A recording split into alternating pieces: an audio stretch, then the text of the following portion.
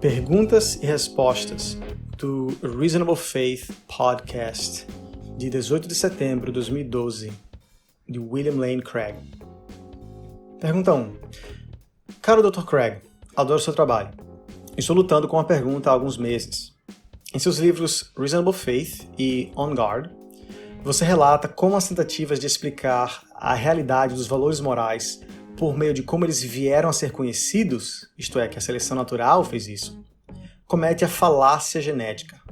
Eu concordo com você, no entanto, você também não estaria afirmando que se a moral nada mais é do que subprodutos sociobiológicos, então a moral é ilusória e não é real? Por que um descrente não poderia dizer que você está cometendo a falácia genética, Dr. Craig? Porque você está afirmando a origem da moral para negar a realidade dos naturalistas. Você está dizendo que, para o naturalista, a moral é apenas subprodutos sociobiológicos e, portanto, a moral é ilusória sem Deus. Se a moralidade é um subproduto natural, como nossos braços e pernas, por que a moralidade não poderia ser verdadeira, independentemente de Deus? Não diríamos que os braços não são reais ou confiáveis se não houver Deus, ou que precisamos de justificativa externa para o uso de nossos membros. Nossos membros são reais, independentemente de qualquer fator transcendente externo.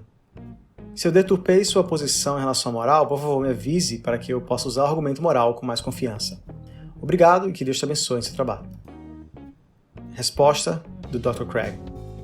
Esta é uma pergunta muito boa. Fico feliz em ver um aluno que está realmente lutando com o argumento e tentando entender suas ramificações. Agora, vamos explicar primeiro o que significa aqui a falácia genética e onde eu acho que os opositores às vezes a cometem. A segunda premissa do argumento moral, como eu formulo, é que existem valores e deveres morais objetivos. E muito frequentemente, os incrédulos responderão a isso dizendo: bem, os valores e deveres morais são apenas os subprodutos naturais da evolução biológica e do condicionamento social.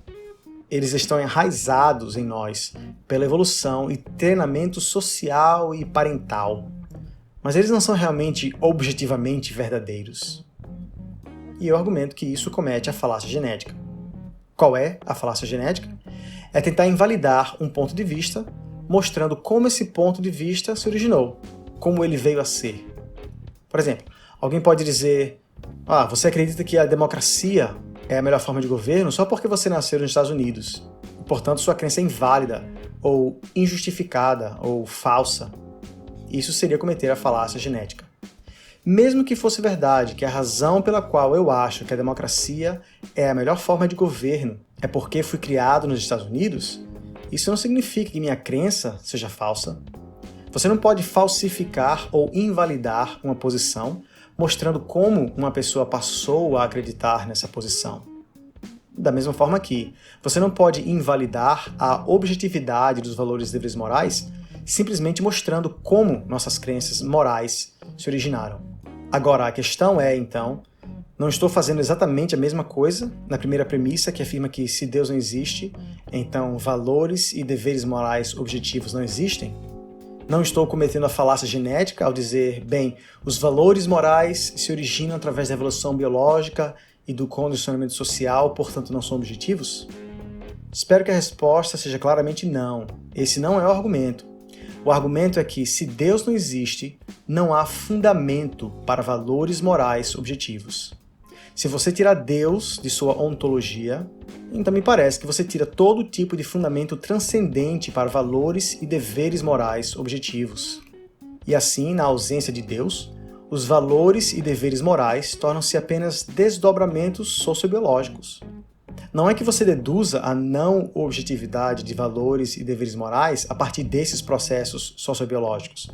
O ponto é que nessa visão, eles são apenas isso, porque, mais uma vez, nessa visão, não existe Deus. Essa é a questão. Portanto, é a existência de Deus que é crítica.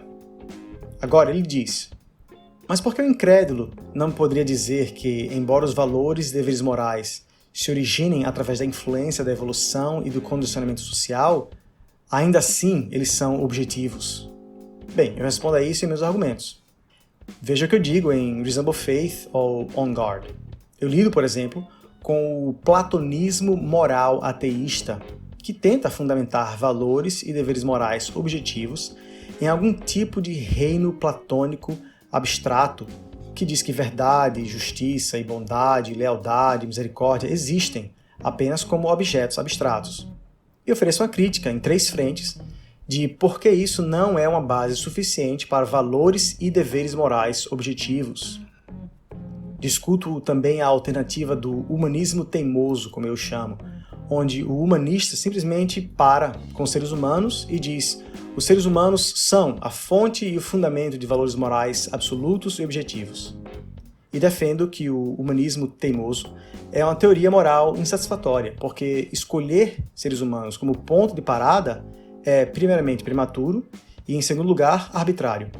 E, portanto, é muito difícil para mim ver no ateísmo qualquer fundamento explicativo adequado, ou que fundamento ontológico haveria para valores e deveres morais objetivos. E se isso estiver certo, segue-se que valores e deveres morais são apenas subprodutos ilusórios do processo evolutivo sociobiológico.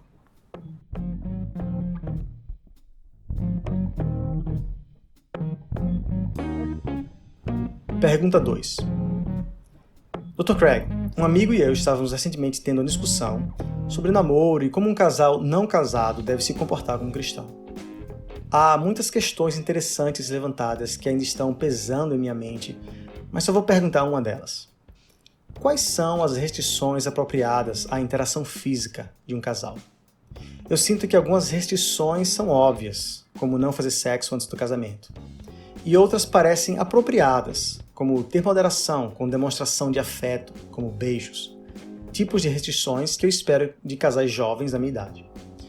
Mas há algumas restrições que eu ouvi alguns cristãos defenderem que não são imediatamente claras para mim. Por exemplo, beijos mais leves são permitidos? Alguns dizem que os casais devem esperar até o dia do casamento para o primeiro beijo. Abraçar e ficar de mão dadas é permitido e coisas assim? Bem, o que você acha? Estou na idade em que namorar é coisa séria, e essas questões me preocupam muito. Dr. Craig responde: suponho que todo jovem casal cristão ou solteiro já se fez essa pergunta, e precisamos ter alguns padrões para guiar sua vida. Estou surpreso que alguém seja tão conservador quanto essa pessoa é, e estou realmente emocionado que alguém seja tão sensível em sua consciência, que seja tão cauteloso em seu comportamento como descrito neste e-mail. Meu medo é que, para a maioria dos jovens cristãos, eles não se comportam de maneira diferente de seus colegas não cristãos em relação à intimidade sexual e violem o ensino claro das Escrituras. Digamos, em primeiro lugar, muito claramente, que a Bíblia e o Novo Testamento proíbe relações sexuais antes do casamento.